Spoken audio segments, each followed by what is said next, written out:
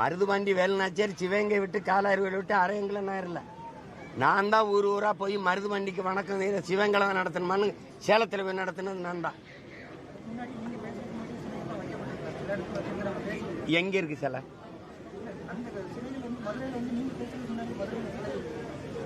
எந்த எந்த இடத்துல? தெப்பக்குளத்திற்கு ஒரு சிலை தானே, ஒரு சிலை தானே வச்சது யாரு? அது சேதுராமன் ஐயாவுடைய முயற்சி. நான் என்ன சொல்றேன், நீ என்ன பதில் சொல்ற? சேலத்தில் அவர் கேள்வியும் கேட்க தெரியல, பதிலையும் உள்வாங்க தெரியல. நான் சொன்னது மருதுபாண்டிக்கு வணக்க கூட்டம் சிவகங்களை தான் போடணும்னு இல்லை, சேலத்தில் போடலாம்னு கொண்டி சேலத்தில் கொண்டி மருதுபாண்டியரை பற்றி பேசுனது நான் தாங்கிறேன். உனக்கு பிரச்சனை என்னப்பா?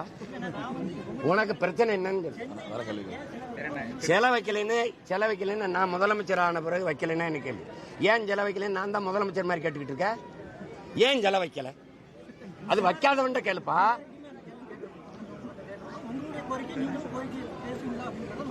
கோரிக்கை இப்ப கூட தான் பேசிட்டு இருந்தோம், முழக்கத்தில் கூட இப்ப கூட பேசுறோம்.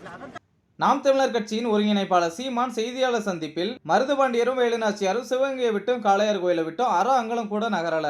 ஊரா போய் மருதுபாண்டியருக்கு வணக்கம் சிவகங்கையில தான் நடக்கணுமா, வேற எங்கேயும் நடக்க கூடாதான்னு சேலத்துல போய் நடத்தினது நான் தான் சொல்ல. அப்போது செய்தியாளர் ஒருவர் நீங்க பேசுறதுக்கு முன்னாடியே சிலைகள்லாம் வைக்கப்பட்டு இருந்துச்சுலன்னு சொல்ல, அதுக்கு சீமான் சிலை எங்க இருக்குதுன்னு கேட்க, மதுரையில சிலை இருக்குது, நீங்க பேசுனதுனாலதான் வச்சாங்கன்னு சொல்ல முடியாதுலன்னு பதிலுக்கு கேட்க, அதுக்கு சீமான் தெப்பக்குளத்துல இருக்க ஒரு சிலை தானே, அது சேதுராமன் ஐயாவோட முயற்சின்னு சொல்ல, அது நீங்க பேசுனதுனாலதான் வச்சாங்கன்னு எப்படி சொல்றதுன்னு செய்தியாளர் கேட்க, அதுக்கு சீமான் நான் என்ன சொல்றேன், நீ என்ன பதில் சொல்ற, உங்களுக்கு கேள்வியும் கேட்க தெரியல, பதிலையும் உள்வாங்க தெரியல.